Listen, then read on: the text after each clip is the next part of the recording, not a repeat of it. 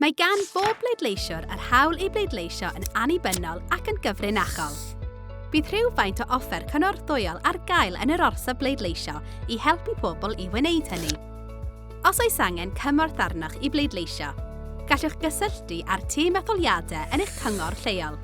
Neu os ydych yng Ngogledd Iwerddon, gallwch gysylltu â'r swyddog etholiadol ar gyfer Gogledd Iwerddon i gael gwybod pa offer cynorthwyol fydd ar gael yn yr orsaf bleidleisio ac i ofyn am unrhyw offer ychwanegol y teimlwch sydd ei angen arnoch.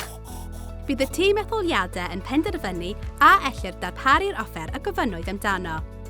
Mae staff yn yr orsaf bleidleisio yno i helpu. Os oes angen cymorth arnoch ar unrhyw adeg, gofynnwch. Os ydych yn anabl, neu'n teimlo'n na allwch bleidleisio mewn gorsaf bleidleisio heb gymorth, gallwch ddod â rhywun rydych yn ymddiried ynddo gyda chi. I ofyn am offer i'ch helpu i bleidleisio, neu i gael rhagor o wybodaeth am bwy all ddod gyda chi i helpu yn yr orsaf bleidleisio, gysylltwch â'ch tîm etholiadol lleol. Gallwch ddod o hyd i'w manylion cyswllt trwy nodi eich cod post yn electoralcommission.org.uk/ege/bleidleisio-ac-etholiadau. Neu os ydych yng Ngogledd Iwerddon, ewch i eoni.org.uk am fwy o wybodaeth.